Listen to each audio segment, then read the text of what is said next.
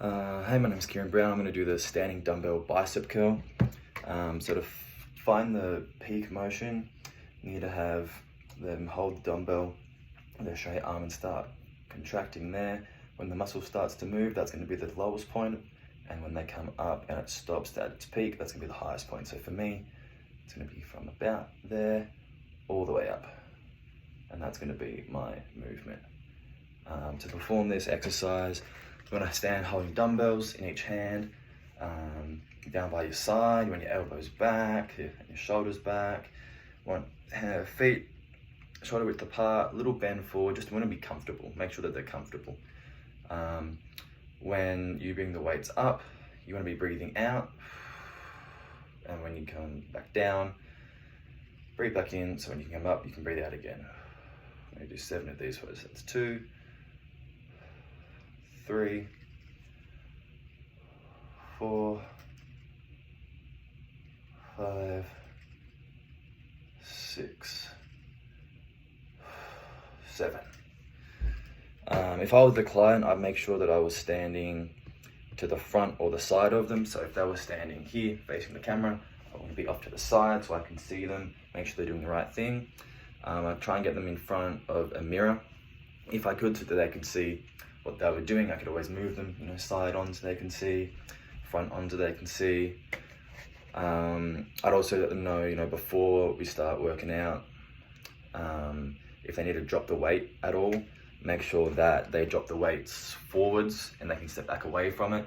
I want to make sure that I wasn't too close, that they're throwing the weights onto my toes. So make sure that if we can, there can be a mirror, or I could videotape them like this as well, just to make sure. I'm a very visual learner, so it's easier for me to see what I'm doing correctly and doing wrong.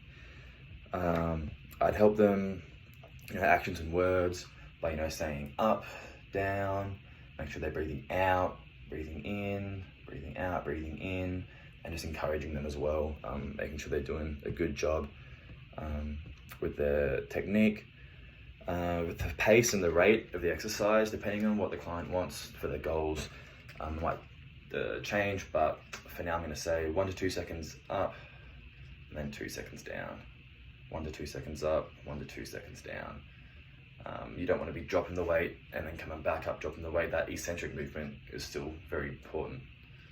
And then for a progression for this one, you could do the same thing, but make sure that you're holding one you're moving 90 degrees. You have that isometric hold, and so you can go up, down, hold there, up like that, up, all the way up, and holding it. And then for a regression, you could do this by having a sitting down, and then maybe just focusing on one, so they can really see what they're doing. They can kind of look down, have their fingers on their own muscle, and sort of make it a bit easier. For my second exercise, I'm going to do a standing barbell bicep reverse curl. So with my vacuum cleaner here, I'm going to have my elbows down by my side.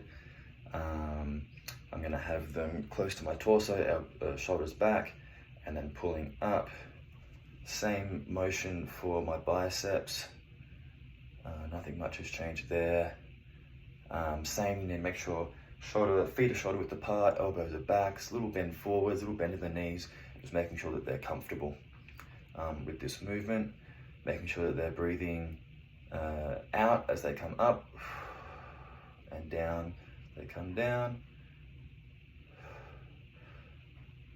3,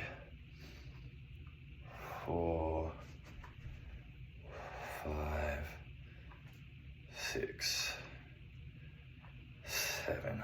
And with this exercise, you want to make sure with their wrists that you don't want them to have floppy wrists coming up. You want to have them nice and straight with those forearms, so they look after their wrists. Same thing with this one.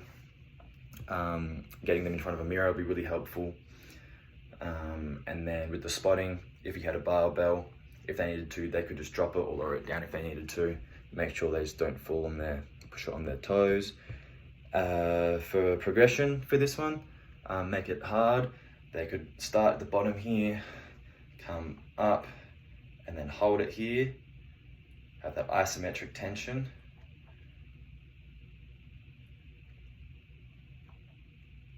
Or at the very end of their workout, when they don't think they can do any more, you could just get them to hold it at 90 degrees, really burn those biceps as hard as they can until they fail. And then for a regression for this one, I don't have a wall, but they could do a wall assisted barbell reverse curl. So they could be back up against a wall, their core might not be as activated, they could have their elbows back a bit, and just lying on a wall, standing up, might be a little easier for them. And yeah, that's it.